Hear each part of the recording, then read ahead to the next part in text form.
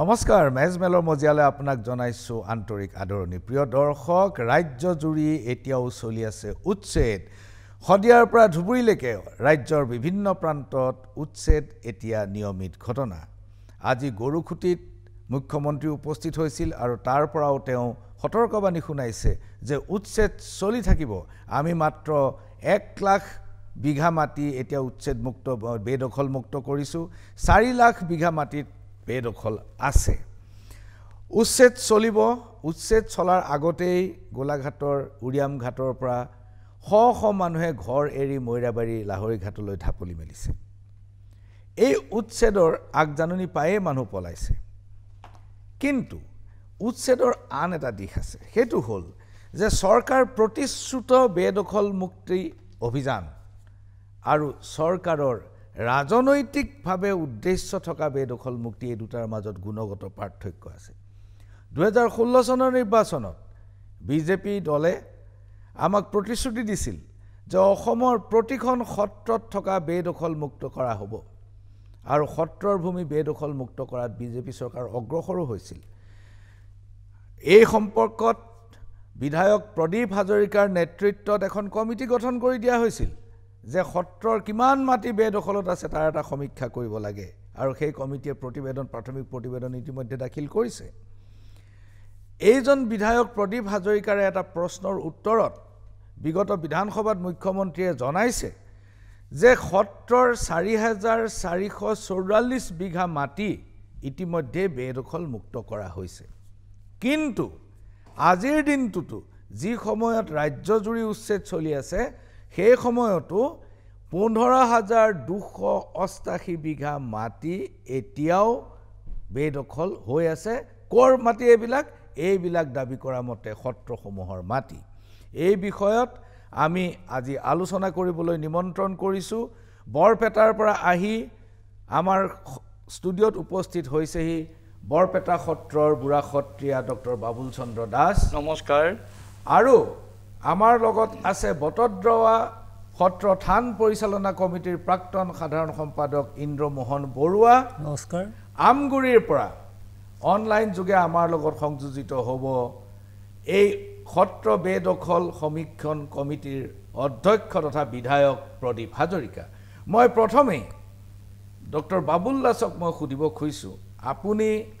আজি বুঢ়া সত্ৰীয়া হোৱা কেইবছৰমান হৈছে কিন্তু বৰপেটা সত্ৰৰ লগত আপুনি দীৰ্ঘদিন ধৰি জড়িত হয় এই বৰপেটা সত্ৰ আৰু ইয়াৰ সমীপৱৰ্তী পাটবাউসীকে আদি কৰি এই সত্ৰবোৰত বেদখল আসলতে হ'বলৈ পালে কেনেকৈ সেয়া আসলতে ক'ব লাগিলে এটা দীঘলীয়া ইতিহাস বিশেষভাৱে সেই অঞ্চল যিখিনি আছে পাটবাউসী হোক বাৰাদি হোক বৰপেটা সত্ৰই হোক বা তাৰ আশে-পাশে যিখিনি আছে সেই ঠাইখিনি মানে ভূমিকম্প 1897 চনত যেতিয়া ভূমিকম্প হ'ল ভূমিকম্প হোৱাত গোটেই মাটিখিনি বহি মানে ঠাইখিনি বহি গ'ল হয় আচ্ছা দ হৈ গ'ল যাৰ কাৰণে মানে বাসোপযোগী নহ'ল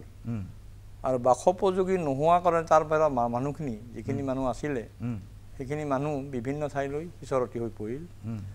আৰু বিশেষভাৱে আপুনি বৰপেটাৰ ওচৰৰ মন্দিৰৰ পৰা দূৰত নামবিলাক চাব লেহি ডঙৰা বামুণ ডঙৰা এই নামবোৰে প্ৰমাণ কৰে যে এটা সময়ত ইয়াতে গোটেইখিনি বৈষ্ণৱ ধৰ্মৰে হওক বা অসমীয়া মানুহখিনি আছিলে কিন্তু সেই ভূমিকম্পৰ পিছত তেওঁলোকে বিভিন্ন ঠাইলৈ যাব লগা হোৱাত মানে মাটিখিনি দ হৈ যোৱাৰ কাৰণে তেওঁ সেই ঠাই এৰি দিলে কাৰণ খেতিৰ অনুপযোগী হ'ল আচ্ছা আৰু বাসোপযোগী মানে নহ'ল আৰু মানে যাৰ কাৰণে বাৰিষা হ'লে বৰ দিগদাৰ হয় যাৰ কাৰণে বহুদিন হয়তো চন পৰি আছিলে আৰু বিশেষভাৱে বৰপেটা সত্ৰক বা পাটবাউসী সত্ৰক মানে দেৱত্বৰ মাটি বা ধৰ্মত্বৰ মাটি যিখিনি দিছিলে শিৱসিংহ ৰজাই দিয়া মাটিখিনি ঠিকেই আছিলে কিন্তু সেই মাটিখিনি যিহেতু মানে মানুহ তাত নোহোৱা হোৱাৰ ফলত পৰৱৰ্তী সময়ত যেতিয়া 1935 চনত বংগত যেতিয়া বংগ বিভাজন হোৱা নাই বংগত যেতিয়া দুৰ্ভিক্ষ হৈছিলে তেতিয়া বহুখিনি মানুহ অভাৱৰ তাৰণাত পৰি হোক বা অসমমুখে আহিছিলে হয়তো তাৰ মানে এইটো অবিভক্ত ভাৰতবৰ্ষৰ সময়ত সময়ৰ কথা কৈছোঁ। আচ্ছা। তাৰ পৰৱৰ্তী সময়ত কি হ'ল, লাহে লাহে লাহে লাহে মানুহবিলাক আহিল আৰু সেই খালী ঠাইবোৰ পূৰণ কৰিব ধৰিলে। আৰু বিশেষভাৱে স্বাধীনোত্তৰ কালচোৱাত যিখন চৰকাৰ শাসন, কংগ্ৰেছ চৰকাৰ শাসনত সেই প্ৰব্ৰজনটো অলপ বেছি হৈছিলে, যাৰ কাৰণে খালী ঠাইবিলাক পূৰ্ণ হৈ গৈছিল। আৰু সময়ত দেখা গ'ল যে আজি কনৰা সত্ৰ, মই এটা উদাহৰণ দিওঁ, কনৰা সত্ৰ বৰপেটা সত্ৰৰ পৰা বেছি দূৰত নহয়, প্ৰায় 12-15 কিলোমিটাৰমান। কনৰা সত্ৰত সেইখন সত্ৰ নাৰায়ণ দাস ঠাকুৰতে পাতিছিল। ৰঙাপানী সত্ৰ, ৰাঙাপানী বুলি কয়, ৰাঙাপানী সত্ৰখন নাৰায়ণ দাস ঠাকুৰতে পাতিছিলে। মৰাণবৰী সত্ৰ নাৰায়ণ দাস ঠাকুৰতে পাতিছিলে। কিন্তু সেই ভূমিকম্পটোৰ সেই সময়ত কিন্তু যি সময় নাৰায়ণ দাস ঠাকুৰতে পাতিছিলে, সেই সময়ত তাত বহু মানুহ আছিলে। আজি ৰাঙাপানীলৈ যাওক, এতিয়া ৰাঙাপানীত মাত্ৰ 80 ঘৰমান মানুহ আছে, আগতে প্ৰায় 2000 ঘৰ মানুহ আছিলে, মানে অসমীয়া মানুহ আছিল। আচ্ছা। গতিকে তাৰ মানুহখিনি বাহিৰত গুচি আহিছে, কাৰণ ৰাস্তা ঘাট খুব বেয়া আছিলে। এতিয়া ৰাস্তা ঘাট হ'ল, কিন্তু মানুহখিনি গুচি আহিল। তাৰে কিন্তু কিছু সংখ্যক মানুহ আছে আৰু। কিন্তু মৰাণবৰী বা আপোনাৰ এখন কনৰা সত্ৰত মানুহ চাকি বন্তি জ্বলাবলৈ অসমীয়া মানুহ এটা নাই। তাত কিয় তেওঁলোকে যেতিয়া বেদখল কৰিছিল তেতিয়া সত্ৰৰ পৰা কোনো ধৰণৰ উদ্যোগ লোৱা নাছিল নেকি যে সেই সত্ৰবোৰ মাটিবোৰ বেদখল মুক্ত কৰিব লাগে? যিহেতু চৰকাৰে আনি বহুৱাইছিল, গতিকে সত্ৰই তাত মাটি পোৱা নাছিল বা সত্ৰৰ মানুহখিনি ইমান সচেতন নাছিল। এতিয়া ধৰক বৰপেটা সত্ৰৰে বহু তথ্য আমাৰ নাই। যেতিয়া আমাৰ পৰিভ হাজৰিকাই কমিটি বহিছিলে, তেতিয়া বৰপেটালৈ কেইবাবাৰো গৈছে। তেওঁলোকে মানে কিমান মাটি আছিলে সেই হিচাপটো আমি দিব পৰা নাই। এতিয়া অবিভক্ত ভাৰতত হোৱা এটা প্ৰব্ৰজন, যি সময়ত আপোনাৰ 32-35 চনত যেতিয়া আপোনাৰ মানুহখিনিয়ে মাটিখিনি বাসোপযোগী নহয়, খেতিৰ উপযোগী নহয়, গুচি গ'ল, তাৰপিছত সেই মাটিখিনি আহি খালী ঠাই পূৰণ কৰিলে অভিবাসী মুছলমান মানুহে। এতিয়া সেইখিনি মাটি বেদখল বুলি ক'ব নে আপুনি কি ধৰণে তাক সংজ্ঞাবদ্ধ কৰিব? এতিয়া যিহেতু মানে ওলাইছে যে কনৰা সত্ৰৰ মাটি কিমান আছিল, বৰপেটা সত্ৰৰ মাটি কিমান আছিল, বৰপেটা সত্ৰৰ মানে 1 নম্বৰ দলনি 2 নম্বৰ দলনি কিমান মাটি আছিল, মাটিখিনি ওলাইছে। গতিকে সেই ওলোৱা মাটিখিনি লৈ এতিয়া দেখা গৈছে যে বেদখল আছে। এতিয়া এটা উদাহৰণ দিছোঁ মই, বৰপেটা সত্ৰৰ মাটি মই যেতিয়া 2008 চনত 2008ত যেতিয়া মই এখন প্ৰজেক্ট কৰিছিলোঁ, MRP এখন কৰিছিলোঁ UGC আণ্ডাৰত, তেতিয়া মই তাৰ সেই সময়ত চাৰ্কুল অফিচৰ পৰা বাগবৰ চাৰ্কুলৰ পৰা ৰিপৰ্ট এটা আনিছিলোঁ। সেই সময়ত বৰপেটা সত্ৰৰ মাটি আছিল 1698 বিঘা। তাৰপিছত 19 চনত সেইটো হৈ গ'ল 1511 বিঘা, 100 বিঘা কমি গ'ল। আৰু সেই ৰিপৰ্টটো মই বিপ্লৱ শৰ্মা আয়োগত দাখিল কৰিছিলোঁ যে বৰপেটা মাটি এইখিনি মানে কিন্তু সৰজমিনে পোৱা গৈছিল যে 1100 বিঘা মানে আছে, বাকীখিনি বেদখল আছে। এইবাৰ আহিব খুজিছোঁ ইন্দ্ৰমোহন বৰুৱা ডাঙৰীয়াৰ ওচৰলৈ। বটদ্ৰৱা সত্ৰৰ 130 বিঘা নে 142 বিঘা মাটি ইতিমধ্যে বেদখল মুক্ত কৰা হ'ল, আৰু এইখিনি বেদখল আছিল আপোনালোকে চকুৰ আগত দেখিছে। ঘটনাটো কওকচোন, কেনেকৈ বেদখল হৈছিল? বটদ্ৰৱা শ্ৰী বটদ্ৰৱা থানৰ লগতে যিখন মানে বটদ্ৰৱা থানৰ মাটি আছিলে, সেই মাটিখিনি বেদখল হৈছিলে। তাৰে যিবিলাক মুছলমান মানুহ জনসংখ্যা তেওঁলোকৰ ইমানেই বেছি, তেওঁলোক উঠি আহি তাত বেদখল কৰিছিলে। আৰু বেদখল কৰা মাত্ৰকে সেই বেদখল মুক্ত কৰিবৰ কাৰণে বটদ্ৰৱা ৰাইজে বহুত প্ৰচেষ্টা কৰিছিলে, কিন্তু তেওঁলোকৰ জনসংখ্যাৰ ওপৰত তিষ্ঠিব নোৱাৰি সেই সময়ত যি চৰকাৰ আছিলে কংগ্ৰেছ চৰকাৰ, তেওঁলোকক বহুতো মিনতি জনাইছিলে যে আমাৰ বটদ্ৰৱা থানৰ মাটিখিনি বেদখল মুক্ত কৰি দিব লাগে। এই প্ৰক্ৰিয়াটো কেতিয়াৰ পৰা আৰম্ভ হৈছিল? বেদখলৰ প্ৰক্ৰিয়াটো আৰম্ভ হৈছিলে 80 চনৰ মানৰ পৰা। 1980 চন, এইটো একেবাৰে নতুন বেদখল হয়। 80 চনৰ মানৰ পৰা আৰম্ভ হৈছিলে, আৰু এই প্ৰক্ৰিয়াত তেওঁলোকে বেদখল এৰি নিদিয়ে। আমি তেওঁলোকৰ লগত বহুত আলোচনা বিলোচনা কৰিছিলোঁ, কিন্তু তেওঁলোকে কোনোপধ্যে বেদখল মুক্ত মাটি বেদখল মাটি তেওঁলোকে বেদখল ৰাখিবই। তেওঁলোক বেদখলৰ প্ৰতি তেওঁলোকৰ মাটিৰ প্ৰতি এটা স্পৃহা আছে। য'তেই খালী মাটি দেখে ত'তেই তেওঁলোকে ৰাতিৰ ভিতৰতে 10-12টা 100-150টা ঘৰ বনাই দিয়ে। এই স্পৃহাটো তেওঁলোকৰ মাজত কিন্তু স্বতঃস্ফূৰ্ত, এইটো দেখিবলৈ পোৱা গৈছে। গতিকে তেওঁলোকে এই বেদখলমুক্ত মাটি যেতিয়া আমি তেতিয়া উপায় নাপায় চৰকাৰৰ ওচৰত নিবেদন কৰিলোঁ। তেতিয়া কংগ্ৰেছ চৰকাৰ আছিল, চৰকাৰে কিন্তু কথাটোৰ ওপৰত গুৰুত্ব নিদিলে, কাৰণ ইয়াত হয়তো ভোট বেংকৰ কথা আছে, সেই গতিকে তেওঁলোকে গুৰুত্ব নিদিলে। কিন্তু অতি আনন্দৰ কথা, যেতিয়া 2016 চনত বিজেপি গভৰ্ণমেণ্ট হ'ল, বিজেপি গভৰ্ণমেণ্টে তেতিয়া সেই মাটিটো 130 বিঘা মাটি 2016 চনৰ 23 ছেপ্টেম্বৰত সেই মাটিটো বেদখলমুক্ত কৰে। আৰু সেই সময়ত বহুত মানুহ নিজে নিজে উঠি গুচি গৈছিল, তেওঁলোকে জাননী দিয়াৰ পিছত কিছু নিজে নিজে উঠি গৈছিল আৰু বহুতৰ ঘৰ ভাঙিব লগা, বহুতৰ ঘৰ ভাঙিবলগীয়া 2016 চনৰ ঘটনা, 2016 চনৰ ঘটনা। কিন্তু ইয়াৰ উপৰিও নগাঁও জিলাৰ বহু সত্ৰ এতিয়াও বেদখলৰ কবলত আছে। হয়, এইটো কিয় হৈ আছে? আমাৰ বটদ্ৰৱাত 2খন সত্ৰ আছে, এখন শ্ৰী শ্ৰী নৰুৱা সত্ৰ আৰু এখন শ্ৰী শ্ৰী শলগুৰি সত্ৰ। এই নৰুৱা আৰু শলগুৰি সত্ৰত আৰু 1100 বিঘা মাটি বেদখল হৈ আছিল। তেতিয়া মই সেইকাৰণে এই চৰকাৰক ধন্যবাদ দিছোঁ যে এই চৰকাৰ দিনত 2022 চনত পুনৰ সেই 1100 বিঘা মাটি পুনৰ বেদখলমুক্ত কৰিলে। আৰু তাত জামাই বস্তি বুলি এখন জেগা আছিল। এনেকুৱা অৱস্থা যে জামাই বস্তি কিয় কোৱা হয়, যে তাত যদি ছোৱালী বিয়া দিয়ে সেই জামাইজনক তাতে মাটি ভেটি তেওঁলোকে জোৱাইজনক দিয়ে, আৰু সেইকাৰণে জামাই বস্তি বুলি কয়। চবেই তাৰ ছোৱালী বিয়া কৰাবলৈ, চবেই তাৰ ছোৱালী বিয়া পাতিবৰ কাৰণে আগবাঢ়ি যায়। আচ্ছা, সেই গতিকে সেইখিনি এতিয়া অতি আনন্দৰ কথা, গৌৰৱৰ কথা, সেইটো ঐতিহাসিক পদক্ষেপ যে অসম চৰকাৰে সেই মাটি বেদখলমুক্ত কৰিলে। কিন্তু কাষৰীয়া ৰামপুৰ সত্ৰ, আমাৰ কাষৰীয়া কোবাইকটা সত্ৰ, ৰামপুৰ সত্ৰ, নৰুৱা বালি সত্ৰ আৰু ধিং শলগুৰি সত্ৰ আৰু পাণবাৰী সত্ৰ, এই সত্ৰবিলাক সম্পূৰ্ণ বেদখলৰ কবলত আছে। ৰামপুৰ সত্ৰ এনেকুৱা এখন সত্ৰ, ঐতিহ্য বিজড়িত যিখন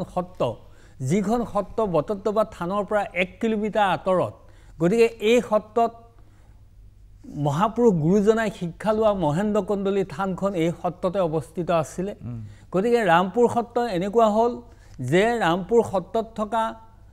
প্ৰায় 500 বিঘা মাটি, এই 500 বিঘা মাটিৰ পৰা গৈ এতিয়া 297 বিঘা মাটি বেদখল হৈ আছে। 500 বিঘা মাটি বাকীখিনি ম্যাদী পট্টা কৰি ল'লে। আৰু 297 কেনেকৈ ম্যাদী পট্টা কৰি ল'লে? তেতিয়া বিভিন্ন অফিচাৰ আছিল, অফিচাৰবিলাকৰ দুৰ্বলতা আছিল, আৰু তেওঁলোক, মই কৈছোঁ, মাটিৰ প্ৰতি তেওঁলোক ক্ষুধাতুৰ, কেনেকৈ মাটিৰ কাগজ পত্ৰ কৰিব লাগে, কেনেকৈ ৰাতিৰ ভিতৰতে মাটি ম্যাদীকৰণ কৰিব লাগে। আৰু আমাৰ যিবিলাক অফিচাৰ আছিল, সেই অফিচাৰবিলাকে তেওঁলোকৰ প্ৰতি এটা দুৰ্বলতা আছে, কি দুৰ্বলতা আছে মই নাজানো, তেওঁলোকৰ কামবিলাক কৰি দিয়ে, আৰু তেনেকৈ বহুত মানুহক ম্যাদী পট্টা দিলে। এতিয়া 297 বিঘা মাটি ৰামপুৰ সত্ৰত আছে। এই 297 বিঘা মাটি ৰামপুৰ সত্ৰৰ এতিয়া বেদখল হৈ আছে। আৰু ৰামপুৰ সত্ৰৰ সত্ৰাধিকাৰে 1960 চনতে এটি কেছ কৰিছিলে, শ্বিলঙত গৈ তেওঁ বহুবাৰ অহা যোৱা কৰিছিলে, আৰু তাৰপিছত ৰেভিনিউ বৰ্ডত কেছটো উঠিছিলে। তাৰপিছত গৈ পেলাই সেই চৰকাৰে, অসম চৰকাৰে সেই সময়ত থকা তেওঁলোকৰ ভোট বেংকৰ কাৰণে তাৰ ওপৰত গুৰুত্ব নিদিলে। মই এই কথাটো এখন সত্ৰৰ মেধি আৰু আঁতৰিৰ পৰা জানিব পাৰিছোঁ। মই যেতিয়া বাতৰি কাকতৰ সম্পাদক আছিলোঁ, তেতিয়া সেই আপুনি নাম কোৱা, মই এতিয়া নামটো নকওঁ, আপুনি নাম কোৱা সেই সত্ৰকেইখনৰ এজন মেধি আৰু এজন আঁতৰে সম্পাদকলৈ এখন চিঠি লিখিছিল আৰু কৈছিল যে আমাৰ মাটি বেদখলৰ কথাটো দূৰৰ কথা, বৰঞ্চ আমাৰ সত্ৰাধিকাৰে সত্ৰলৈ নাহে, তেওঁলোক সকলো নগাঁৱত থাকে আৰু সত্ৰলৈ তেওঁলোকৰ ল'ৰা ছোৱালী নাহে, তেওঁলোকে নগাঁৱতে বহি দলিল কৰি মাটিবোৰ বিক্ৰী কৰিছে। এই অভিযোগটো সেই সময়ৰ আঁতৈ আৰু মেধিয়ে মোলৈ চিঠি লিখিছিল, আৰু সেই চিঠিখন ছপা হৈছিল আমাৰ অসম কাকতত। এই কথাটো কিমান দূৰ বিশ্বাসযোগ্য? আমাৰ ৰামপুৰ সত্ৰৰ মাটিটো এতিয়াও বিক্ৰী হোৱা নাই। ৰামপুৰ সত্ৰৰ সম্পূৰ্ণ সত্ৰাধিকাৰ নামত মাটিটো আছে, আৰু এতিয়াও সেইকাৰণে কেছ চলি আছে। ৰেভিনিউ বৰ্ডত এতিয়াও কেছটো আছে। আৰু এই ৰামপুৰ সত্ৰ, যি ৰামপুৰ সত্ৰ ঐতিহ্যমণ্ডিত সত্ৰ, এই সত্ৰখন যাতে অতি সোনকালে তাৰ যাতে, মই ৰামপুৰৰ কথা কোৱা নাই, বাকী কোনোবা সত্ৰৰ সত্ৰাধিকাৰে মাটি বিক্ৰী কৰিছে নেকি? আমাৰ এতিয়া ৰামপুৰ সত্ৰৰ কাষতে নৰুৱা বালি সত্ৰ আছে। নৰুৱা বালি সত্ৰত তাতো 500 বিঘা মাটি বেদখল হৈ আছে, আৰু তাৰ কাষতে আছে ধিং শলগুৰি সত্ৰ,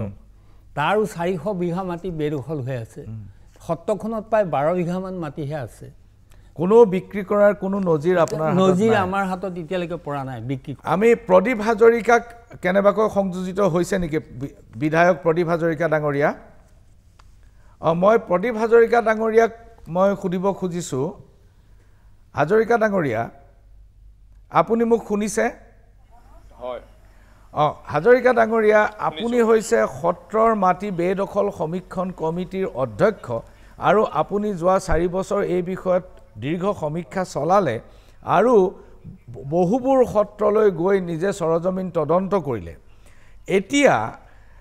আমাৰ হাতত থকা তথ্যমতে আপোনাৰ হাতত অধিক তথ্য থাকিব আমাৰ হাতত থকা তথ্যমতে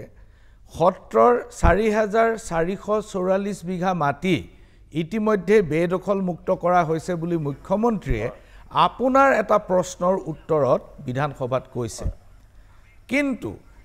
আমাৰ যিটো তথ্য আছে সেইমতে 15288 বিঘা মাটি এতিয়াও বেদখলৰ কবলত আছে হাজৰিকা ডাঙৰীয়া ইমান বৃহৎ পৰিমাণৰ মাটি ইমান দিনে এতিয়াও বেদখলৰ কবলত থকাৰ কাৰণটো কি আপুনি অনুগ্ৰহ কৰি ক'বনে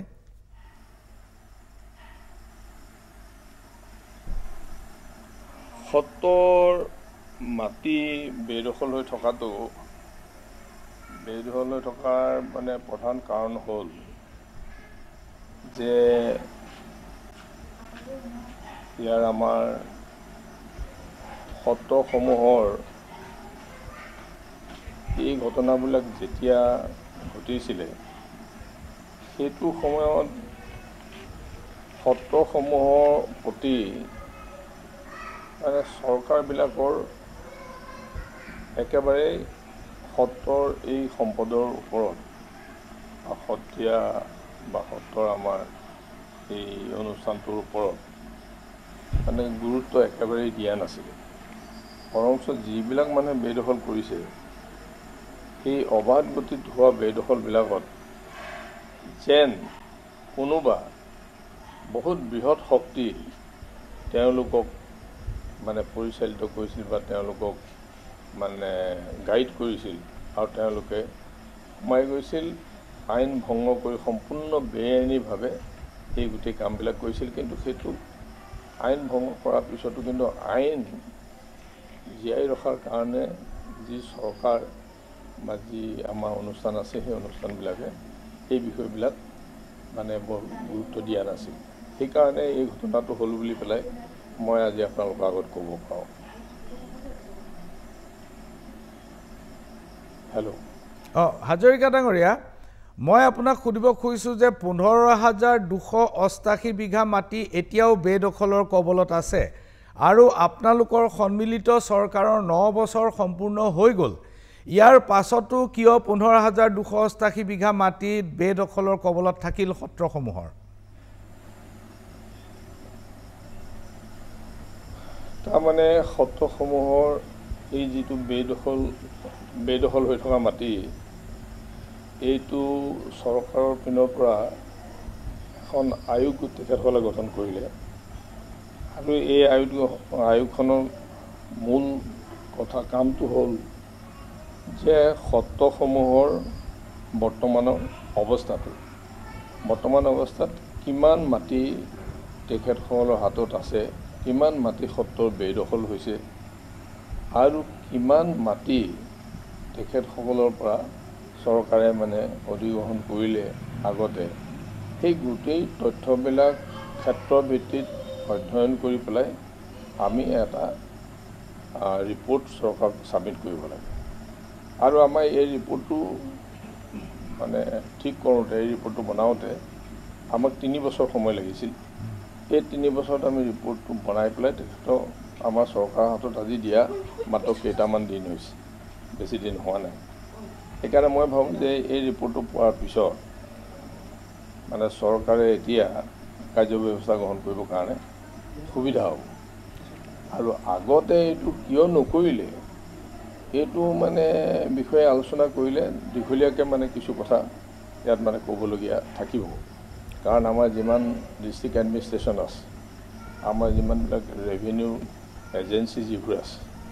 এই ৰেভিনিউ এজেঞ্চিবিলাকৰ মানে যে তেখেতসকলৰ বহুত ইয়াত যে তেওঁলোকৰ যে ডিউটি সময়মতে ভালকৈ কৰা নাছিলে সেই কথাবিলাক মানে ইয়াত সোমাই আছে আৰু আমাৰ মানুহবিলাকেও এই কথাবিলাক মানে ইমান জানিবলৈ বিচৰা নাছিল যেনেকৈ আজিও অসমৰ উজনিৰ ফালৰ মানুহে সত্ৰবিলাকৰ ওপৰত হোৱা এনেকুৱা ধৰণৰ অবাধ গতিত হোৱা এনেকুৱা ধৰণৰ যি ধৰণে মানে সত্ৰবিলাকক এনেকুৱা ধৰণৰ অৱস্থালৈ নিয়া হ'ল সেই কথাবিলাক কিন্তু উজনিৰ ফালৰ মানুহে এতিয়াও ভালকৈ গম নাপায় কেনেকৈ সত্ৰবিলাক মৰি মৰি যি আছে এই কথাটো কিন্তু এতিয়াও ভালকৈ গম নাপায় বহুত ধন্যবাদ হাজৰিকা ডাঙৰীয়া মই ডক্টৰ বাবুল দাস দামৰ হাজৰিকা ডাঙৰীয়াৰ ওচৰলৈ পুনৰ যাম সত্ৰৰ মাটি এতিয়াও 15,288 বিঘা মাটি এতিয়াও বেদখলত আছে আৰু হাজৰিকা ডাঙৰীয়াই কৈছে আমাৰ প্ৰতিবেদনৰ যিটো সীমাবদ্ধতা সেইটো কৈছে যে আমি যিখিনি জৰীপ কৰি পেলাই আমি পাইছোঁ সেইখিনি চৰকাৰক দিছোঁ আৰু চৰকাৰে সোনকালে ব্যৱস্থা ল'ব মোক আপুনি কওকচোন যে 15,288 বিঘা মাটি বেদখল মুক্ত কৰিব নোৱাৰাৰ কাৰণবিলাক কি কি হ'ব পাৰে কাৰণ মূলতঃ তেওঁলোকক যি পূৰ্বৰ চৰকাৰে বহুৱাইছিলে তেওঁলোকে ইতিমধ্যে বহুখিনি মাটি ম্যাদী কৰি গ'ল ম্যাদী হ'ল মানে আমাৰ মানুহৰ দুখ আছে বিশেষকৈ অফিচাৰ্ছ লেভেলত যিটো মানে তেওঁলোকৰ মানে সেই মাটি কেনেকৈ ম্যাদী হ'ল মই এটা উদাহৰণ দিছোঁ আজি বৰপেটা সত্ৰৰ মাটি বৰপেটা সত্ৰত যেতিয়া ৰজাই মাটি দিছিলে যে ৰজাই এইখিনি মাটি বৰপেটালৈ তাৰ কাষত অমুকক দিলে তেনেকৈ দিয়া নাছিলে মাজৰ মাটিখিনি কেনেকৈ ম্যাদী হ'ল সেইটো ডাঙৰ প্ৰশ্ন এতিয়া আমাৰ মন্দিয়া অঞ্চলত আমাৰ যিখিনি মাটি মই কৈছোঁ যে 1698 বিঘা 1698 বিঘাৰ পৰা এতিয়া 798 বিঘা আছে এতিয়া অলপতে এটা হেৰি চলোৱা এতিয়া আছে বৰপেটা সত্ৰৰ সেইখিনি মাটি আছে 798 বিঘাটো আছে সেই মাটিত কি কৰি আছে বৰপেটা সত্ৰই মানে সেইখিনিও সেই মই মেৰি মুছলমান মানুহক মানে ৰায়ত হিচাপে দিয়া হৈছে খেতি কৰিবলৈ এইটোৱেই ঘটনা দাস ডাঙৰীয়া প্ৰদীপ হাজৰিকা ডাঙৰীয়া শুনি আছে কথাটো যে সত্ৰৰ মাটি 798 বিঘা মাটি এতিয়াও আছে সেইখিনি মাটিত এতিয়া খেতি কৰি আছে কোনে খেতি কৰি আছে যিসকল অভিবাসী মুছলমানক আমি বাংলাদেশী বুলি কৈ আছোঁ তেওঁলোককেই আধিত দিয়া হৈছে নহয় জানো আধি ব্যৱস্থাত দিয়া হৈছে তেনেকুৱাই হ'ব লাগিব মানে প্ৰত্যেক বিঘা মাটি এটা ৰেট থাকে এটা হাৰ থাকে তেওঁলোকে সেইটো কৰ দিব লাগে গতিকে 798 বিঘা মাটিত এতিয়া অভিবাসী মুছলমানে খেতি কৰি আছে এক্টিয়াৰ কিন্তু মাটিৰ এক্টিয়াৰ সত্ৰ আছে তাতে ইণ্টাৰেষ্টিং চাওক হয় আমাৰ কেইটামান মানে অমৃত সৰোবৰ 4টা খোলা হৈছিল মানে চৰকাৰী খৰচ অমৃত সৰোবৰৰ মানে যিকেইটা পুখুৰী সেই পুখুৰীত আমি যেতিয়া মানে ডাক দিব আমাৰ কমিটিখন ডাক দিবলৈ গৈছিলে মই যোৱা নাই ডাক দিবলৈ যাওঁতে যে আমাৰ ম্যাদী মাটিও আছে ইয়াতে গতিকে আপোনালোকে পূৰ্ণ গোটেইখিনি নাপাব এটা পুখুৰীত বাকী মানে আধা ম্যাদী আধা সত্ৰ কেনেকৈ হ'ল সেইটো ডাঙৰ প্ৰশ্ন এটা আৰু সেইকাৰণে মই কৈছোঁ যে 1932 চনত যিটো জৰীপ সেই জৰীপ মতে চাওক তেতিয়া সত্ৰৰ মাটিখিনি গোটেইখিনি ওলাই পৰিব আৰু মই বুজি পালোঁ আপোনাৰ মাটি ওলাই যাব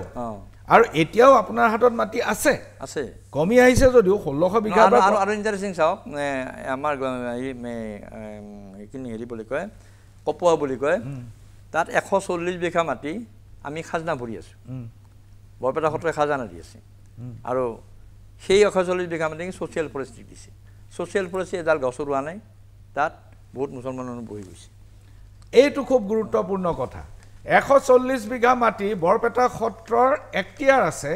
খাজনা দি আছে সেইখিনি মাটি চৰকাৰে সামাজিক বনানীকৰণক দি দিলে আৰু সামাজিক বনানীকৰণে এডাল গছ পুলিও ৰোৱা নাই বৰঞ্চ পুনৰ সেই অভিবাসী মুছলমান মানুহে তাত খেতি কৰি আছে এইখিনিতে লৈছোঁ ক্ষণিক সময়ৰ বাণিজ্যিক বিৰতি হাজৰিকা ডাঙৰীয়া অনুগ্ৰহ কৰি লাইনত থাকিব চাই থাকিব পুনৰ ঘূৰি আহিছোঁ মেজমেলৰ মজিয়ালৈ আৰু মেজমেলত আজি আলোচনাৰ বিষয় সত্ৰৰ মাটি বেদখল প্ৰসংগ মই ইন্দ্ৰমোহন বৰুৱাৰ ওচৰলৈ পুনৰ আহিম কিন্তু তাৰ আগতে প্ৰদীপ হাজৰিকা ডাঙৰীয়া দূৰত আছে গতিকে মই তেখেতৰ লগত যোগাযোগ কৰিব খুজিছোঁ হাজৰিকা ডাঙৰীয়া ডক্টৰ বাবুল দাস ডাঙৰীয়া বুঢ়া সত্ৰীয়া বৰপেটা সত্ৰ তেখেতৰ কথাৰ পৰা এইটো স্পষ্ট হৈছে যে আমাৰ হাতত মাটি থাকিলেও আমি অভিবাসী মুছলমানক সেই মাটিত খেতি কৰিবলৈ দিয়াৰ বাহিৰে আন কোনো উপায় বিচাৰি পোৱা নাই মই আপোনাৰ নজৰলৈ আনিব খুজিছোঁ এটা বিষয় 4 বছৰৰ আগতে গৰুখুটিত বহু মানুহ উচ্ছেদ কৰি এটা প্ৰকল্প নিৰ্মাণ কৰা হ'ল আৰু বহু কোটি টকা মোৰ ওচৰত হিচাপ আছে আজি মই নকওঁ বহু কোটি টকা এই প্ৰকল্পৰ বাবে দিয়া হ'ল আজি সেই প্ৰকল্পটোৱে 4 বছৰ সম্পূৰ্ণ কৰিলে আৰু সেই প্ৰকল্পটোৰ অধ্যক্ষজনে এইটো ষ্টুডিঅ'তে বহি আজি 15 দিনৰ আগতে কৈ গ'ল যে 21 তাৰিখে সকলো হিচাপ আপোনালোকে পাব গৰুখুটিত কিমান লাভ লোকচান হৈছে আজি মুখ্যমন্ত্ৰী ডাঙৰীয়াই ঘোষণা কৰিছে যে গৰুখুটি অসমৰ তীৰ্থস্থান আৰু মানুহে তীৰ্থস্থানৰ কোনো হিচাপ পত্ৰ নিবিচাৰে এতেকে হিচাপ পত্ৰ নিবিচাৰিব হাজৰিকা ডাঙৰীয়া এইটো গৰুখুটিৰ ওচৰৰ যিবিলাক বেংক আছে এই বেংকবিলাকত আপুনি খবৰ কৰিলে গম পাব গৰুখুটি হোৱাৰ আগতে সেই বেংকত কিমান টকাৰ লেনদেন হৈছিল আৰু গৰুখুটি হোৱাৰ পিছত সেই বেংকত কিমান টকাৰ লেনদেন হৈছে অৰ্থাৎ গৰুখুটি হোৱাৰ আগতে কিমান উৎপাদন আছিল আৰু গৰুখুটি হোৱাৰ পিছত কিমান উৎপাদন হৈছে হাজৰিকা ডাঙৰীয়া মই সুধিব খুজিছোঁ আপুনি এজন দায়বদ্ধ জাতীয়তাবাদী নেতা আপুনি নিবিচাৰেনে যে থলুৱা লোকে ইয়াত খেতি পথাৰ কৰক আৰু এই অভিবাসী মুছলমানৰ পৰা আমি কেৱল মাটি মুক্ত কৰাই নহয় বজাৰ আৰু উৎপাদনো আমি মুক্ত কৰিবলৈ বিচাৰোঁ হাজৰিকা ডাঙৰীয়া আপুনি যিটো কথা কৈছে এইটো একেবাৰে সত্য কথা কিন্তু কথাটো হ'ল যে সত্ৰৰ মাটিত কোনো বিধৰ্মী মানুহৰ তাত প্ৰৱেশ নিষেধ এইটো আইনগতভাৱেও নিষেধ আৰু ৰজাসকলে যিমানবিলাক তামৰ ফলি দি গৈছে সেইবিলাকত এই কথাটো লিখা আছে যে আপোনালোকক সত্ৰক এই মাটিটো দিয়া হৈছে আপোনালোকে দৈনন্দিন যি কাৰ্যক্ৰম কৰিব লাগে এইখিনি আপোনালোকে কৰি থাকিব আৰু সত্ৰৰ যি ব্যৱস্থা আছে এইবিলাক আপোনালোকে কৰিব আৰু ইয়াৰ যোগেদি ৰজাক আশীৰ্বাদ দি থাকিব কিন্তু এইটো সম্পত্তি কাকো দিব নোৱাৰিব কাকো বিক্ৰী কৰিব নোৱাৰিব কাইলৈ হস্তান্তৰ কৰিব নোৱাৰিব এইটো সত্ৰৰ মাটি হিচাপে থাকিব এতিয়া চাওক সত্ৰৰ মানুহ যিবিলাক আছে এইবিলাক মানুহে কাজিয়া কৰিব নোৱাৰে দা কটাই লৈ গৈ পেলাই মানুহ মাৰিবলৈ যাব নোৱাৰে তেওঁলোকে চুৰ কৰিব নোৱাৰে তেওঁলোকে ডকাইত কৰিব নোৱাৰে তেওঁলোকে বদমাচি কৰিব নোৱাৰে এতিয়া যিবিলাক মানুহ তাত থাকিবলৈ লৈছে এইখিনি সত্ৰ মানুহে তাৰ পৰা গুচাব পাৰিবনে এইটো কেতিয়াও গুচাব নোৱাৰে কাৰণ সত্ৰৰ ভকতক দিয়া মাটি তেওঁলোকে আধিয়া কৰিবলৈ দিলে কমোৱা মুছলমান মানুহক সেই মাটিবিলাক এতিয়া তেওঁলোকে ঘূৰাই আনিব পৰা নাই তেনেকুৱা কথা আমি মানে প্ৰত্যেক জেগাতে পাই আহিছোঁ তাতোতকৈও ডাঙৰ কথা হৈছে যে সত্ৰৰ সত্ৰাধিকাৰক মানে হত্যা কৰা হৈছে সত্ৰৰ সত্ৰাধিকাৰৰ জীয়েকক মানে তেওঁলোকে বিয়া কৰিছে বা তেওঁলোকৰ ওপৰত অত্যাচাৰ চলাইছে এই ঘটনাবোৰ দৈনন্দিন হিচাপত আজি বহুত বছৰৰ পৰা চলি আহিছে গাঁৱকে মানুহ ভাগি গৈছে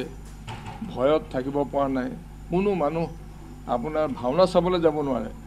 ঘৰটো বন্ধ কৰি পেলাই তেওঁলোকৰ ওচৰত নামঘৰত ভাওনা চাবলৈ যোৱা নাই তাত ইমান উপদ্ৰৱ হয় এতিয়া এই কি বিশ্বাসত এই মানুহবিলাকক আপোনাক কৰিব দিছে এতিয়া আমাৰ বৰপেটা সত্ৰৰ প্ৰভু ঈশ্বৰ তাত আছে আমাৰ বাবুল দাসদেৱ তেখেতৰ আগৰ সত্ৰাধিকাৰ আমাৰ শৰ্মা বশিষ্ঠদেৱ আছিলে বশিষ্ঠ শৰ্মা তেতিয়াও ঘটনা ঘটি আছে এতিয়া 1 নং 2 নং 3 নং বৰদলনিত যিবিলাক মানুহ তাত আমি সেই গাঁৱত সোমাই পেলাই তাত আমি মিটিং কৰিছোঁ তাত যিবোৰ আছে সেই মানুহবিলাকক তাৰ পৰা গুচাই দিব পাৰিব এতিয়া তাৰ পৰা যি অমৃত সৰোবৰৰ কথা কৈ আছে সেই অমৃত সৰোবৰ খান্দি পেলাই তেওঁলোকেই খান্দি পেলাই মাটি তাৰ পৰা মাটি বিক্ৰী কৰি আছে এইবোৰ আগৰ আপোনাৰ গোবিন্দপুৰ ৰিজাৰ্ভৰ লগত একে লাইনত থকা মাটি এইবিলাক এইবোৰ গোবিন্দপুৰৰ 35,000 বিঘা মাটি আজি তাত গোবিন্দপুৰ ৰিজাৰ্ভখনেই নাই বুলি পেলাই এতিয়া সবে কৈ দিয়ে কিন্তু সেই গোবিন্দপুৰ ৰিজাৰ্ভৰ মাটি এতিয়া 35,000 বিঘা মাটি তাৰ বহুত কাহিনী আছে তাতে গুম বেঠান মহ বেঠান এইবোৰ সব আছিলে আৰু তাৰ পৰা বৰপেটা টাউনলৈ আগতে গাখীৰ আহিছিল সেইকাৰণে বৰপেটাত এটা বিশেষ মিঠাই হৈছিল এতিয়াতো গুম বেঠান মহ বেঠান তাত নাই আৰু তাত আমাৰ বৈতাপথা যিখন সত্ৰ আছে বাগবৰৰ ওচৰত এতিয়া সেইখন সত্ৰ উটাই নিয়ে এটা অৱস্থাত আছে 400 বিঘা মাটি তাত আপোনাৰ মুকলি কৰিলে সেই 400 বিঘাৰো 100 বিঘা মাটি আমাক বৰপেটা সত্ৰক এতিয়া দিছে এতিয়া মোৰ কথা হ'ল যে সত্ৰ পৰিচালনা সমিতি বা সত্ৰই যি চলাই আছে সেইসকলে বিজ্ঞানসন্মতভাৱে এই মাটিখিনি তেওঁলোকে ব্যৱহাৰ কৰিবলৈ আৰু নোৱাৰিলেও এইটো মাটি এনেই পৰি থাকিলেও এইটো সত্ৰ মাটি হৈ থাকিব লাগে এইটো ফয়ুমতি মাটি হৈ পৰি থাকক কিন্তু তাত কোনো মানুহ তালৈ যাব নাই তালৈ যোৱাৰ কাৰণে এতিয়া বিপদ হৈছে তালৈ যোৱাৰ কাৰণে বিপদ হৈছে সত্ৰৰ এতিয়া যিটো আমি আমাৰ সত্ৰীয়া নিয়ম শৃংখলাৰ মাজে যে সত্ৰীয়া নিয়মবিলাক চলে এটা তাত চলিব নোৱাৰা এটা অৱস্থা হৈছে বৰপেটা সত্ৰত যিটো হৈছে আপোনাৰ বৰদোৱা সত্ৰত যিটো হৈছে বালি সত্ৰত যিটো হৈছে আজি আপোনাৰ খলগুৰি সত্ৰত যিটো হৈছে খলগুৰি সত্ৰত যিখনত মানে 49 বাৰ চুৰ হৈছে এতিয়া যিটো অৱস্থা হৈছে তালৈ মানুহ গ'লে গম পাব তাত অসমীয়া মানুহ তাত থাকিবলৈ মানে ভয় কৰে এই অসমত অসমীয়া মানুহে তাত থাকিবলৈ ভয় কৰা এটা এতিয়া অৱস্থা হাজৰিকা ডাঙৰীয়া 9 বছৰ ধৰি আপোনাৰ বিজেপি সন্মিলিত চৰকাৰ চলি আছে দুটা টাৰ্ম আপুনি নিজে মন্ত্ৰী আছিল অসম গণ পৰিষদ চৰকাৰৰ 2025 চনৰ জুলাই মাহত আপোনাৰ এইটো ক'বলৈ পাই কেনেকুৱা লাগিছে যে তালৈ অসমীয়া মানুহ যাব নোৱাৰে তাত অসমীয়া মানুহৰ এনেকুৱা অৱস্থা এইটো ক'বলৈ পাই আপোনাৰ কেনেকুৱা লাগিছে মানে মোৰটো কেনেকুৱা লাগিছে মানে মই মোৰ গা নোম হিয়ৰি গৈছে মই এইটোৱে আপোনাক কৈছোঁ আপোনালোকৰ আমাৰ ষ্টুডিঅ'ৰ ৰিপৰ্টাৰ কুসুমবৰী ভেটিলে যেতিয়া গৈছিলে তাত কুসুমবৰী ভেটিলে যাওঁতে তাত দুজন ৰিপৰ্টাৰ বান্ধি থৈছে পুলিচে উদ্ধাৰ কৰিবলগীয়া হৈছে তাৰ পৰা শংকৰদেৱৰ কুসুমবৰী ভেটি পাটেকীবৰী এইবিলাক বৰী হিচাপে সেই ভেটিয়ে আছিলে কিজানি 34টামান ভেটি আছিলে এতিয়া সেই লাইনত যিমানবিলাক সত্ৰ আছে আমাৰ যিটো ইন্দ্ৰ বৰুৱাই ক'লে যিখিনি কথা ক'লে মই শুনি আছোঁ কথাখিনি এতিয়া সেইখিনিতো চবৰে চকুৰ আগত হৈ আছে ৰেভিনিউ ডিপাৰ্টমেণ্টৰ চকুৰ আগত হৈ আছে গভৰ্ণমেণ্টৰ চকুৰ আগত হৈ আছে এতিয়া গভৰ্ণমেণ্টেতো এইখিনি কাম কৰিছে কেলে কৰিছে তেখেতে গভৰ্ণমেণ্টে কাম কৰাৰ আগতে এইখিনি একদম পুৰা ৰিপৰ্টটো তথ্যভিত্তিক গোটাই আনিছে এইটো কাৰণে যাতে তেখেতসকলে যেতিয়া এইখিনি ব্যৱস্থা ল'বলৈ যাওঁতে যাতে মানে অসুবিধা যাতে নহয় আৰু এই ধৰণে আমি ৰিপৰ্ট একদম তথ্য ভিত্তিত আমি ৰিপৰ্ট বনাই পেলাই দিছোঁ বহুত ধন্যবাদ হাজৰিকা ডাঙৰীয়া আপুনি অনুগ্ৰহ কৰি ডক্টৰ বাবুল দাস ডাঙৰীয়ালৈ যোৱাৰ পূৰ্বে মই ইন্দ্ৰমোহন বৰুৱাক সুধিব খুজিছোঁ বাবুল দাস ডাঙৰীয়াই এই উত্তৰ দিব বৰপেটা সত্ৰৰ বিষয়ত ইন্দ্ৰমোহন বৰুৱা ডাঙৰীয়া যিটো বিষয় এইটো হৈছে যে উচ্ছেদ হ'ব মাটি মুক্ত হ'ব কিন্তু সেই মাটিৰ ব্যৱহাৰ কোনে কৰিব এতিয়া সত্ৰৰ হাতত হাজৰিকা ডাঙৰীয়াই যিটো কৈছে যে সত্ৰৰ হাতত যিখিনি মাটি থাকিব সেইখিনি মাটিত সত্ৰৰ বাহিৰে বা সেই ধৰ্মৰ মানুহৰ বাহিৰে আন ধৰ্মৰ মানুহে ব্যৱহাৰ কৰিব নোৱাৰে কিন্তু বৰপেটা সত্ৰৰ অভিজ্ঞতাটো কি বৰপেটা সত্ৰৰ এটা কামৰ কাৰণে কেৱল হিন্দু মানুহক দিম বুলি এখন জাননী জাৰি কৰিলে এজনো মানুহ ওলাই নাহিল আৰু অৱশেষত তথাকথিত মিয়াক দিবলৈ বাধ্য হ'ল আপোনাৰ নগাঁৱত অভিজ্ঞতাটো কেনেকুৱা নগাঁৱৰ অভিজ্ঞতা আমি আপোনাক আগতেই কৈছোঁ যে আমাৰ 130 বিঘা মাটি যি বেদখলমুক্ত হ'ল 2016 চনত সেই 130 বিঘা মাটিত এটা সাংস্কৃতিক প্ৰকল্প নাই সেইটোতো চৰকাৰে কৰি দিব আপুনি কৰি দিব নে কৰা হৈছে আমাৰ গোটেই ধৰ্ম কৰ্ম মতি গতি হয় মই ক'বলৈ অকণো দ্বিধাবোধ নকৰোঁ হয় সকলো চৰকাৰ কেন্দ্ৰিক চৰকাৰে নকৰিলে আমাৰ সমাজে ধৰ্ম ৰাখিবলৈ নাহে হয় আজি শিখ ধৰ্ম হওক বা অন্য ধৰ্ম হওক চৰকাৰে ন্যূনতম সহায়ো নকৰে কিন্তু তেওঁলোকে নিজেই যিখিনি কাম কৰে তেওঁলোকৰ অৰ্থনীতি খুব শক্তিশালী গতিকে তেওঁলোকে নিজে কৰিব পাৰে কিন্তু আমি প্ৰতিটো কথাতে কেৱল চৰকাৰে কৰি নিদিলে আমি নিজে নকৰোঁ এইটো কিন্তু অকল মই সত্ৰ বুলি বা অন্য কথা কোৱা নাই আমাৰ গোটেই সমাজখনৰে এইটো দুৰ্বলতা বৰুৱা ডাঙৰীয়া মই সুধিব খুজিছোঁ মিয়াক বাদ দি আপুনি সেই মাটিখিনি কাক দিব কি কৰিব সেই মাটিখিনি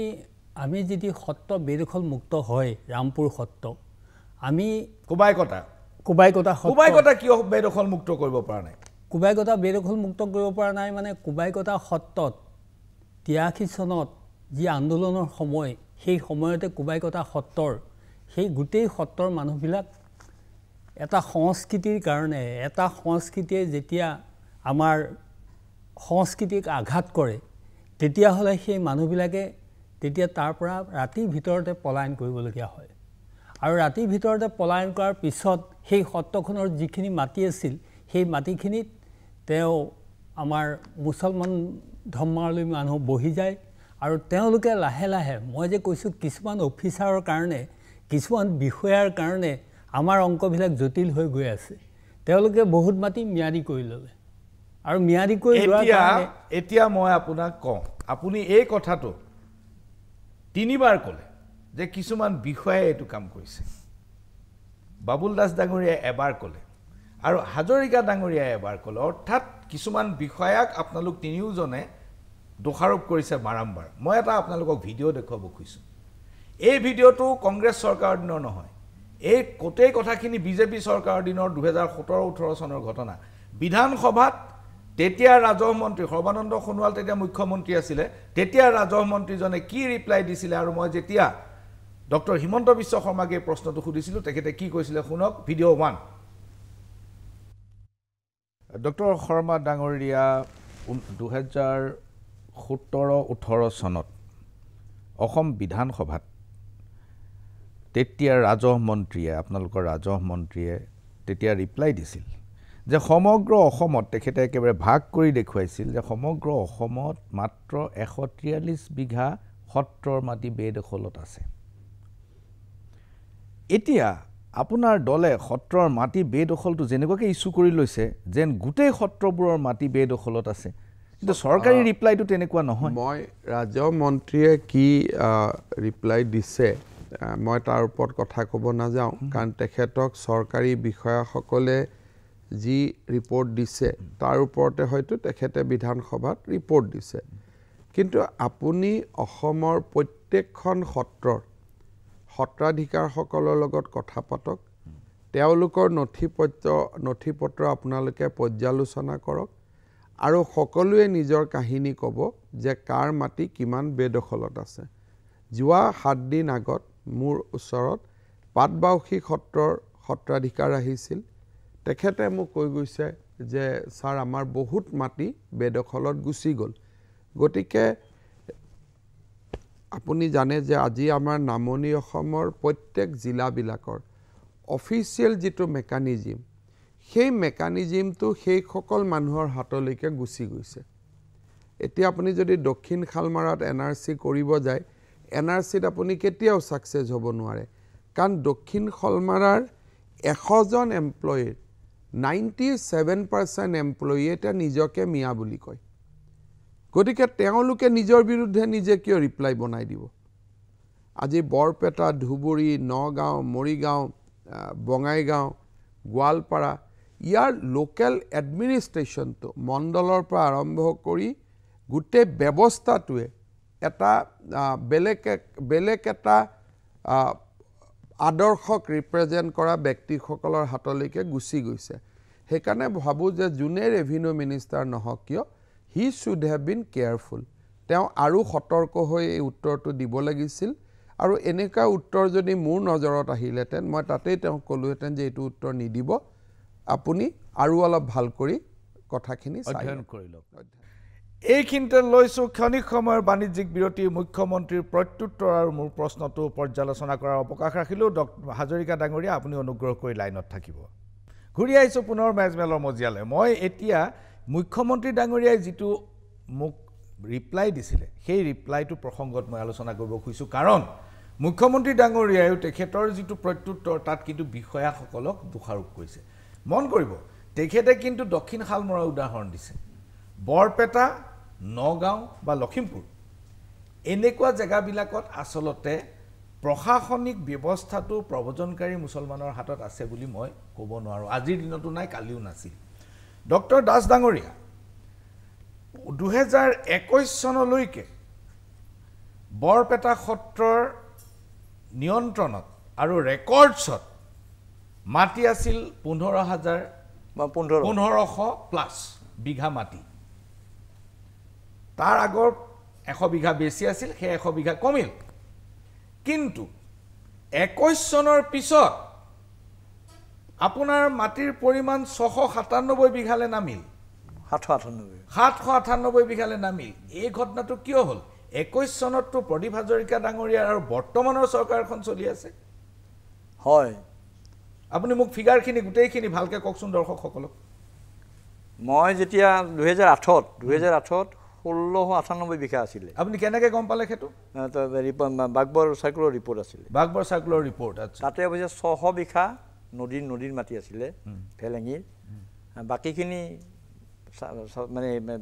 খেতি পথাৰেই আছিলে তাৰপিছত 19 চনত যেতিয়া গ'লো 100 বিঘা কমিল 2019 চনত 100 বিঘা কমি আহিলে 15 বিঘা লৈ আহিল এতিয়া আজি কেইমাহমান আগতে হিচাপ লৈছোঁ 798 বিঘা এইখিনি গোটেইখিনি বেদখলৰ কবলত পৰিল নেকি নে এখন ৰেকৰ্ডৰ পৰা কেনেকৈ হেৰাল ইয়াৰ আগতে ক'লোঁ আপোনাক যে ছ'চিয়েল ফৰেষ্ট্ৰিক যে 140 বিঘা দি দিলে সেইখিনি সত্ৰৰ মাটি আছিলে আৰু সেইখিনি এতিয়া আমি বছৰত আমি কিমান টেক্স দিব লাগে হয় আমি যিহেতু নিষ্পেষ হেৰাজ হ'লেতো 2,52,251 টকা 90 পইচা আৰু নিষ্পেষ তাৰ আধা দিব লাগে 1,26,125 টকা 95 পইচা গতিকে এই খাজানাটো আমি দি আছোঁ আৰু মন্দিৰ অঞ্চলৰ মাটিত আপুনি 1,86,000 টকা দি আছোঁ এই যে খাজানাখিনি দি আছোঁ অথচ আমাৰ ব্যৱহাৰ উপযোগী নহয় বা আমি ব্যৱহাৰ কৰা নাই তাৰ পৰা আমি ৰাজহ একো পোৱা নাই তাৰ পৰা আপুনি একোৱে পোৱা নাই তাৰ পৰা মানে গোটেইখিনি নহয় মানে সেই মানে যিখিনি ফৰেষ্ট্ৰিক দিলে ছ'চিয়েল ফৰেষ্ট্ৰিক বাকীখিনিৰ পৰা আপুনি আৰু বাকী মই ভাবোঁ মোৰ যে চিন্তা কৰিছোঁ যে বাকী বিশেষকৈ আমাৰ প্ৰদীপ হাজৰিকাৰ যিটো ৰিপৰ্ট 5,545 বিঘা যিটো মানে বৰপেটা সত্ৰৰ মাটি থকা বুলি কৈছিলে মানে দুবাৰকৈ দিছিলে এবাৰ শিৱসিংহ দিছিলে এবাৰ বীৰেন্দ্ৰ নাৰায়ণ কোচ ৰজা তেওঁলোকে দিছিলে গতিকে তেনে ইমানখিনি মাটি হ'ব কিন্তু সেই তাৰ কোনো মালিক নোহোৱা কাৰণে অফিচাৰবিলাকে তেনেকৈ হয়তো ম্যাদী কৰি দিছিল মানুহ নাই মই বুজি পালোঁ মই এতিয়া বৰপেটা সত্ৰৰ বৰ্তমান যিখিনি জিম্মাত মাটি আছে তাৰ পৰা আপোনাৰ উপাৰ্জন কি উপাৰ্জন আমি খেতি কৰিবলৈ দিওঁ আৰু পুখুৰী আছে পুখুৰীত মাছ তেওঁলোকে দিয়ে গতিকে আমি কোনোবাটো পুখুৰী 1 লাখ কোনোবাটো 10,000 কোনোবাটো 20,000 কোনোবাটো 50,000 এনেকৈ দি দিয়া হয় মানে লিজত দিয়া হয় 11 মাহৰ কাৰণে আচ্ছা 11 মাহৰ কাৰণে আপুনি পুখুৰীবোৰ লিজত দিয়ে আৰু মাটিবোৰো তেনেকৈ খেতি কৰিবলৈ তেওঁলোকক দিয়া হয় এই তেওঁলোকবোৰ ৰেটটো খুব কম এই তেওঁলোকবোৰ কোন তেওঁলোকবোৰতো মানে অভিবাসী মুছলমান কেৱল যে বেদখল হৈছে সেইটো নহয় অৰ্থাৎ সত্ৰৰ জিম্মাত থকা মাটিটো মানে অভিবাসী মুছলমানক নিদিলে নহয় আন মানুহে খেতি কৰিবলৈ নাহে তেনেকুৱা এটা পৰিস্থিতি আছে নেকি তেনেকুৱা পৰিস্থিতি থকা বুলি কয় যদিও এতিয়া মই যিখিনি ডেকা ল'ৰা পালোঁ তেওঁ মোৰ ওচৰত তেওঁলোক আহিছিল মোৰ যে আপোনালোকে আমাক সত্ৰৰ মাটিখিনি দিয়ক আমি খেতি কৰিম আৰু অসমীয়া মানুহ আহিছে কিন্তু আগবাঢ়ি যে আমি কিন্তু ইমান টকা দিব নোৱাৰিম কিন্তু আমি খেতি কৰিম বা আমি মাছ পুহিম মাছ পোৱা মানুহ আমাৰ অসমীয়া মানুহে আছে তেওঁলোকে আহিছে কিন্তু এতিয়া অহা ছিজনৰ পৰা আপুনি তেওঁলোকক দিয়াৰ মই ভাবিছোঁ এইটো ভাবিছে আৰু এই ক্ষেত্ৰত মই হিমন্ত বিশ্ব শৰ্মা ডক্টৰ হিমন্ত বিশ্ব শৰ্মাক অনুৰোধ কৰোঁ অন্ততঃ চৰকাৰৰ ফালৰ পৰা যাতে সহায় কৰে আৰু আমিতো ষ্টেপটো ল'ম যাতে অসমীয়া মানুহ গৈ তাত খেতি কৰিব পাৰে মই এই প্ৰশ্নটো প্ৰদীপ হাজৰিকা ডাঙৰীয়াক কৰিব খুজিছোঁ যে 798 বিঘা মাটি তেখেতলোকৰ জিম্মাত থকা স্বত্তেও অভিবাসী মুছলমানৰ দ্বাৰা খেতি কৰাৰ বাহিৰে আন কোনো ৰাস্তা বিচাৰি পোৱা নাই এতিয়া তেখেতে কৈছে যে অহা ছিজনৰ পৰা আমাৰ থলুৱা ডেকা ল'ৰা ওলাই আহিছে চৰকাৰৰ সাহায্য তেখেতে বিচাৰিছে হাজৰিকা ডাঙৰীয়া আপুনি কি কৰিব পাৰে ৰাজগুৰু ডাঙৰীয়া মই আপোনাক দুটামান মানে আজি দুটামান কথা ক'ব বিচাৰিছোঁ 1959ত ৰিলিজিয়াছ এণ্ড চেৰিটেবল এক্ট বুলি এখন এক্ট অসম বিধানসভাত পাছ কৰিলে আৰু সেই চেৰিটেবল এক্টখন যেতিয়া পাছ কৰিলে আপুনি আচৰিত হ'ব অভাৰনাইট আৰু সেই বিলখন যেতিয়া পাছ হৈছে পাছ হওঁতে তাত মানে কমিটিৰ চেয়াৰমেনো আছিলে আৰু যিজনে বিশেষকৈ এই বিষয়টো আনিছিলে এজন লেফ্টৰ মানে বিধায়ক তেওঁ কিন্তু সেইটো সময়ত উপস্থিত নাছিলে আৰু বিলখন যেনেকৈ আহিছিলে তেনেকৈ থ্ৰ' হৈ গ'ল তাৰ ওপৰত কোনো ডিবেট হোৱা নাই কিন্তু 1959ত under this act religious and charitable act মানে অভাৰনাইট অসমৰ সকলো সত্ৰৰ মাটি প্ৰায়বোৰ সত্ৰৰ মাটি আপোনাৰ চৰকাৰে অধিগ্ৰহণ কৰিলে এইটো বিমলা প্ৰসাদ চলিহা তেতিয়া মুখ্যমন্ত্ৰী আছিলে আৰু এইটো ওপৰৰ পৰা চেণ্ট্ৰেল গভৰ্ণমেণ্টৰ পৰা এইটো জনোৱা হৈছিলে সেইবোৰ লেটাৰ আমাৰ হাতত আছে এইবোৰ আপোনালোকে কেতিয়াবা পাব তাত লিখিছে যে আপোনালোকে যদি এই মাটিৰ এই ব্যৱস্থাটো যদি আপোনালোকে কৰি নিদিয়ে তেতিয়াহ'লে আপোনালোকৰ তালৈ আমি মানে যি অৰ্থ সাহায্য পঠাবলৈ সেইটোত আমি মানে নপঠিয়াম তেনেকুৱা ধৰণে অলপ থ্ৰিটেনিং টাইপত লেটাৰ দিছে অসম গভৰ্ণমেণ্টলৈ আৰু সেইবিলাক এতিয়াও লিখিতভাৱে সেই লেটাৰবোৰ আছে এতিয়া সেই এখন অহাৰ পিছত আপোনাৰ সত্ৰবিলাকত আগতে এই আইনখন অহাৰ আগতে মাটি যেতিয়া আছিলে তেতিয়া সত্ৰত কুঁহিয়াৰ খেতি হৈছিলে মাহৰ খেতি হৈছিল সৰিয়হ খেতি হৈছিল তাত গৰু পাঠা নাছিলে মৌ পাঠা নাছিলে সেই ৰিপৰ্ট যিটো আছে সেই ৰিপৰ্টটোত সেইবিলাক লিখাই আছে তেতিয়া তাৰ পৰা যিখিনি মতা গৰু যিখিনি হৈছিলে সেইখিনি ওচৰত মানে হাল বাবৰ কাৰণে মানুহক এনেই দি দিয়া হৈছিলে গাখীৰ সত্ৰত যিমান গাখীৰ লাগে সেইখিনি ৰাখি পেলাই এক্সেছ গাখীৰটো টাউনত বিক্ৰী কৰিবলৈ দিয়া হৈছিল সৰিয়হ তেল মাহ এইবিলাক সত্ৰত যিবোৰ বস্তু প্ৰয়োজন সেইবোৰ নৈমিত্তিক প্ৰয়োজনীয় সকলো বস্তু সত্ৰই নিজে উৎপাদন কৰিছে চৰকাৰে একো দিবলগীয়া হোৱা নাছিল আৰু এই সত্ৰবিলাকৰ যিমান মাটি আছে এই গোটেই মাটিবিলাক স্বৰ্গদেউসকলে দিছিল এইফালে আহোম স্বৰ্গদেউসকলে দিছিলে দৰঙী ৰজাই দিছিলে নৰনাৰায়ণ ৰজাই দিছিলে তেনেকুৱা ধৰণে বিভিন্ন দিশৰ পৰা ৰজাই তেতিয়াও মানে চৰকাৰেই মাটি তেওঁলোকক দিছিল এতিয়া এই যেতিয়া মাটি অধিগ্ৰহণ কৰিলে 1959 under charitable and religious and charitable actor under সেইটো সময়ত কিন্তু ভাৰতবৰ্ষৰ অন্য ৰিলিজিয়াছ কোনো ইনষ্টিটিউশ্যনৰ মাটি কিন্তু অধিগ্ৰহণ কৰা নাছিলে আৰু আপুনি গম পায় যে কমিউনিষ্ট আন্দোলন যিটো হৈছিল যিটো কাৰণে জমিদাৰী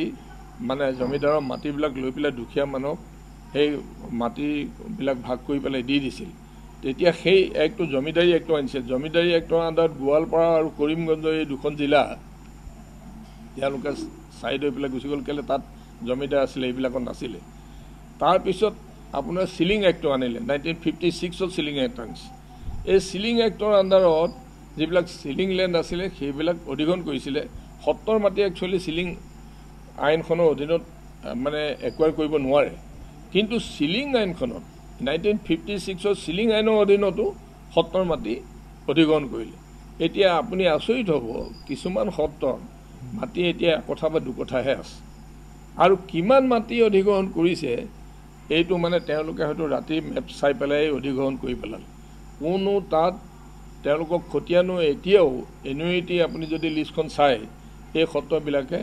এতিয়াও এনুইটি পোৱা নাই যেনেকৈ দিহিং সত্ৰ আপুনি দিহিং সত্ৰই এনুইটি এতিয়াও পোৱা নাই তেওঁলোকে কেছ চলি আছে কেছত জিকি পেলাই তেওঁলোকক কম্পেনচেট কৰিবলৈ কৈছে এতিয়াও কিন্তু পইচা দিয়া নাই এইবিলাক হাজৰিকা ডাঙৰীয়া মই বৰপেটা সত্ৰৰ বুঢ়া সত্ৰীয়া ডাঙৰীয়া আমাৰ তেখেতে কৈছে 19 চনলৈকে তেখেতৰ 1500 বিঘা মাটি আছিল আৰু 21 চনত হঠাতে তেখেতৰ মাটি 987 বিঘালৈ নামিল এইটো কেনেকৈ হ'ল নহয় এতিয়া মই আপোনাক কৈ আছোঁ বুঢ়া সত্ৰীয়া আমাৰ আপোনাৰ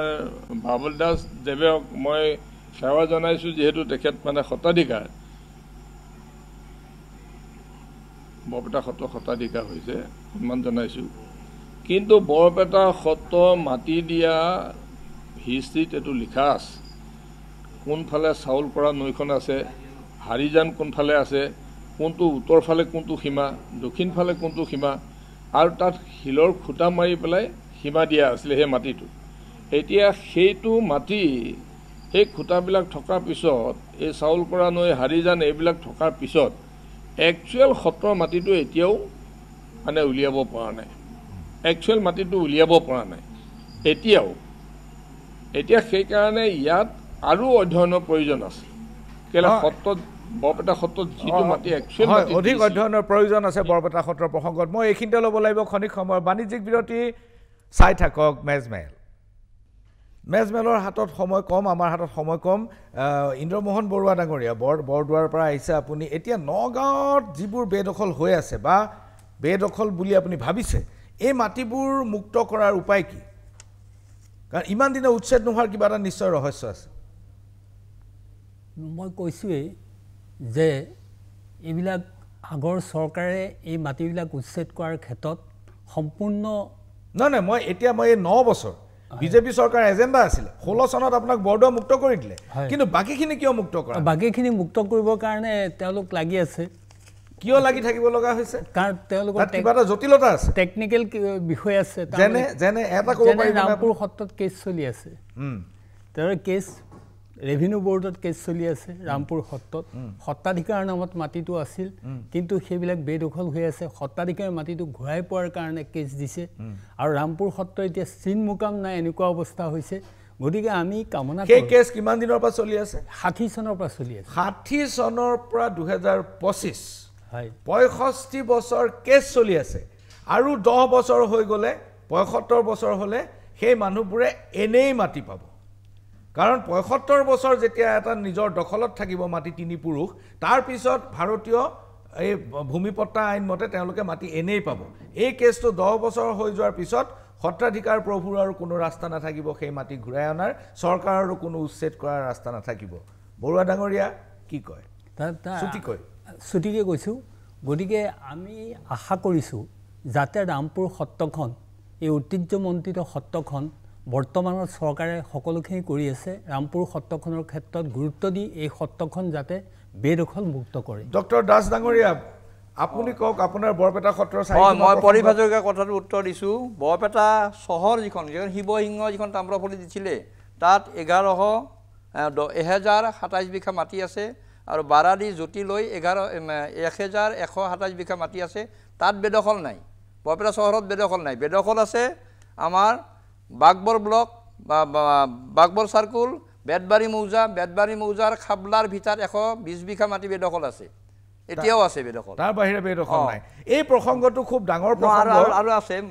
মন্দিয়া বজাৰখন আমাৰ বৰপেটা সত্ৰৰ 59ৰ একমতে যাতে মছজিদ সাজিব নোৱাৰে বা কবৰ দিব নোৱাৰে আগৰ কমিটিয়ে তেনেকৈ কৰিছিলে কিন্তু এইবাৰ আমি প্ৰস্তাৱ লৈছোঁ যে যেহেতু 59ৰ একখন আছে সেইকাৰণে বিধৰ্মী মানুহক আমি সত্ৰৰ মাটিত আমি মছজিদ বনাব দিব নোৱাৰোঁ এতিয়া হৈছে নেকি মছজিদ হৈছে আচ্ছা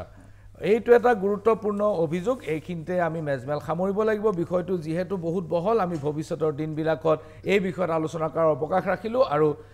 বৰপেটা সত্ৰৰ সন্মানীয় বুঢ়া সত্ৰীয়া ডক্টৰ দাস ডাঙৰীয়া আৰু বটদ্ৰৱা থান কমিটিৰ সন্মানীয় প্ৰাক্তন সাধাৰণ সম্পাদক বৰুৱা ডাঙৰীয়া আৰু সন্মানীয় বিধায়ক প্ৰদীপ হাজৰিকা ডাঙৰীয়া আপোনালোক দুয়োজন দূৰৰ পৰা আহিছে আৰু হাজৰিকা ডাঙৰীয়া আৰু সুদূৰৰ পৰা আমাৰ লগত সংযোজিত হোৱাৰ বাবে আপোনালোকক ধন্যবাদ ভৱিষ্যতৰ দিনবিলাকক লগ পোৱাৰ পুনৰ প্ৰতিশ্ৰুতিৰে সামৰিছোঁ মেজমেল নমস্কাৰ